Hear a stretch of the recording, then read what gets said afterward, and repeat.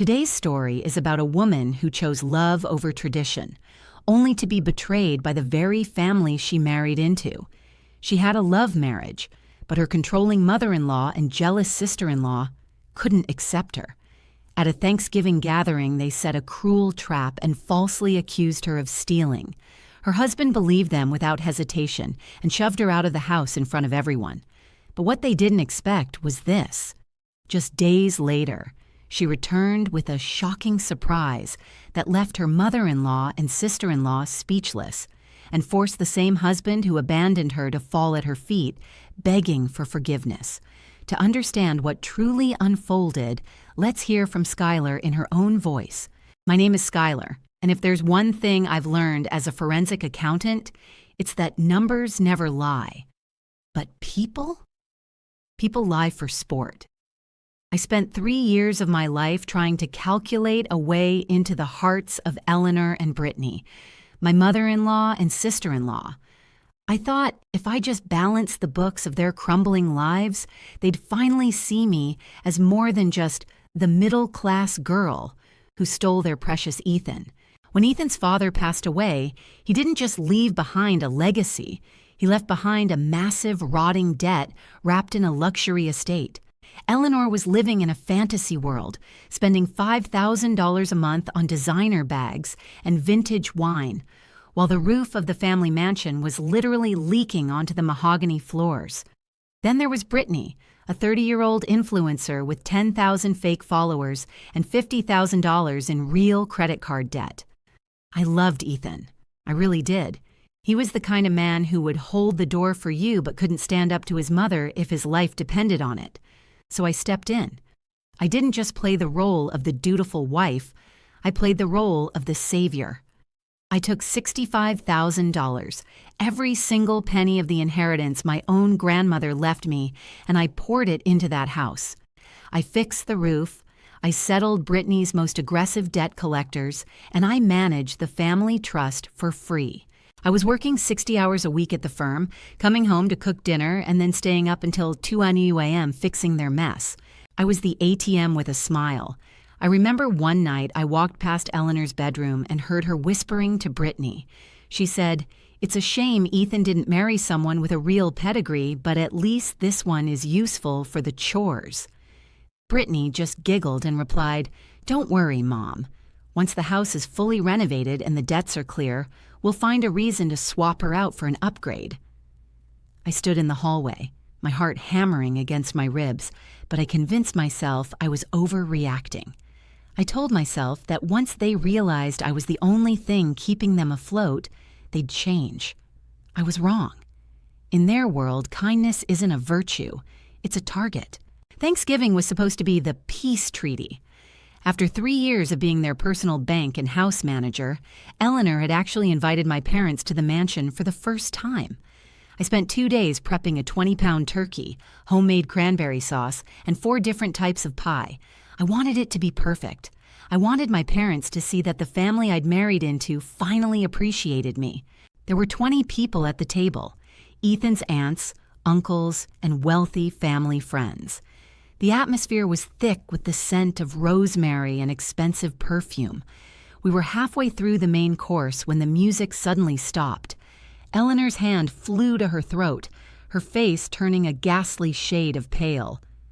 "My watch," she gasped, her voice trembling with a practiced fragility. "My vintage Cartier. It's gone. I took it off to wash my hands before dinner and left it right on the vanity." The room went silent. Ethan put his fork down, looking concerned.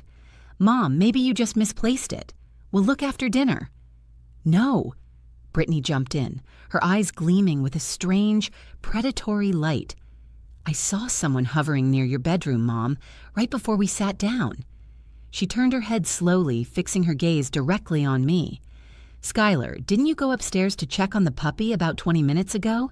I felt the blood drain from my face. "I did, Brittany. I went to let Bailey out of her crate. I didn't go anywhere near your mother's room." "Then you won't mind if we check your purse, right?" Brittany sneered. "Just to clear the air." I laughed, a nervous, shaky sound. "Are you serious? You're accusing me of stealing in front of my own parents?" I looked at Ethan, waiting for him to shut this madness down. He just sat there, staring at his plate. "Ethan, tell them how ridiculous this is." "If you didn't take it, Skylar, just show them the bag," Ethan muttered, his voice cold. "Let's just get this over with." My heart shattered right then and there. With trembling hands, I reached for my designer tote sitting on the sideboard. I flipped the latch and dumped the contents onto the table in front of everyone. Out tumbled my wallet, my keys, my lipstick, and then, with a heavy, sickening clink, a gold watch with a diamond-encrusted face slid across the mahogany wood. The gasp from the table was collective. My mother covered her mouth, and my father stood up, face flushed with shame. "I knew it," Eleanor hissed, the fragile act disappearing instantly. "You've been skimming from us for years, haven't you? All that help you gave us. You were just playing the long game to rob us blind." "I didn't put that there," I screamed, but Brittany was already on her feet, calling me trailer trash and a pathetic gold digger. Ethan stood up. He didn't look at me. He looked through me. "Skylar, get out. Put the keys on the counter, take your parents, and leave. Don't come back until you've cleared your name, because right now, I can't even look at you." I was thrown out of my own home, the home I had paid to fix, on a freezing November night, while my husband's family toasted to my departure with the wine I had bought. I sat in my car at a mobile gas station 2 miles from the mansion, my breath hitching in the frigid air. My parents were in the back seat, silent, the kind of heavy silence that feels like a physical weight. My father finally reached forward and touched my shoulder, but I couldn't feel it.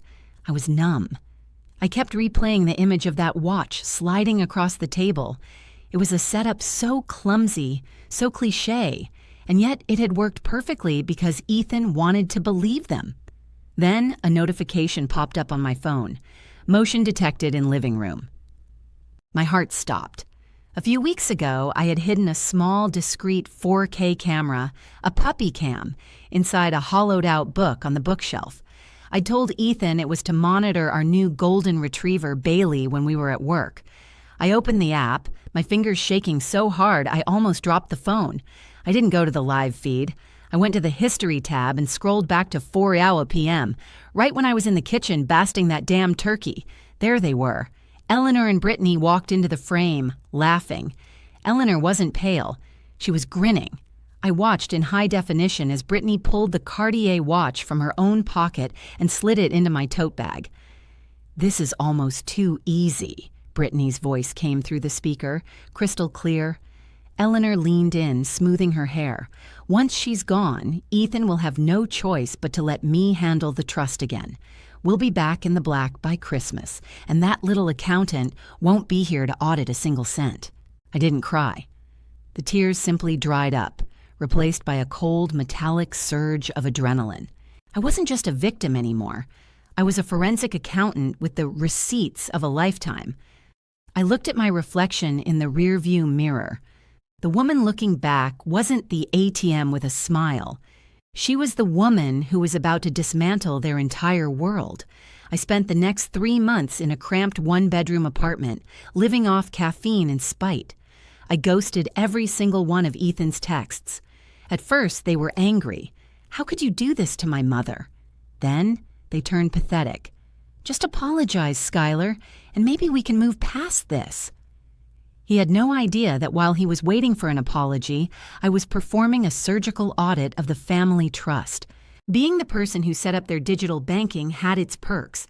I didn't just have the video of the theft, I found the why. I tracked a series of unauthorized wire transfers, $40,000 in total, moving from the trust into a private account belonging to Brittany's influencer consulting firm. Eleanor had been forging Ethan's digital signature for months. They hadn't just framed me to get me out, they framed me because I was the only one who would notice the money was missing. I waited for the Christmas Eve Gala. It was the jewel of the season, a black tie event where the town's elite gathered at the mansion. I spent a month's rent on a floor-length emerald silk gown and professional makeup. I wanted to look like the ghost of the woman they murdered. I didn't call the police. I didn't call a lawyer. I simply showed up. When I walked into that ballroom, the music didn't stop, but Eleanor's glass of champagne certainly hit the floor. She stepped forward, her face twisted in rage. "You have a lot of nerve showing your face here, you thief!" she hissed, loud enough for the local senator and the bank board members to hear. I smiled, a slow, dangerous smile. "I'm just here to drop off a Christmas gift for the family, Eleanor. I think everyone should see it." I walked straight to the DJ booth, bypassed the confused teenager running the music, and plugged my encrypted USB drive into the system that fed the 10-foot projection screens in the ballroom. The screen didn't show "Merry Christmas." It flickered to life with the high-definition footage of Eleanor and Brittany in the living room. The ballroom went deathly silent as the audio boomed over the professional speakers. Everyone heard Brittany brag about how easy it was to frame the trash, and they watched Eleanor gleefully slip the watch into my bag. But I didn't stop there. I hit next on the file list. Up came the bank statements, the forged signatures, the $40,000 theft from the trust, and the paper trail leading straight to Brittany's secret account. Ethan stood in the center of the room, looking like he'd been struck by lightning. He turned to his mother, his face contorting with a mix of horror and shame. Eleanor tried to scream, but no words came out. She was socially dead before the video even finished looping. Ethan ran toward me, falling to his knees and grabbing my hand. "Skylar, please. I was a fool. I'll make it right. I'll kick them out tonight." I looked down at him, and for the first time in years, I felt nothing. "You already made your choice on Thanksgiving, Ethan. I'm just here to make sure you live with it." I served the divorce papers and the embezzlement report right there on the gala floor. Today I live in a quiet home by the coast, funded by the massive settlement I won for the years of contributions I made to that house. Eleanor and Brittany were forced to sell the estate to pay back the trust. Last I heard, they're sharing a cramped 2-bedroom rental and working retail to survive. Ethan calls me every night sobbing, begging for a second chance. But I don't answer. In my world, once the audit is complete and the fraud is exposed, you close the books forever. Skylar finally found the peace she deserved, but it came at a staggering cost. Looking back at her journey, what was the biggest red flag she missed? And at what point do you think Ethan truly lost his right to a second chance? I want to hear your thoughts in the comments below. Now, it's important to remember that the story you just watched was a fictional dramatization created specifically for societal reform and educational awareness. We share these dark scenarios not as a guide, but as a warning. Please do not repeat these toxic behaviors or manipulative schemes in your own lives. We show you these realities so you can recognize the signs of betrayal before it's too late. True justice is about integrity, not just revenge. If you found value in Skylar's story and want to help us spread awareness, please subscribe and hit the bell icon to join our community for daily insights.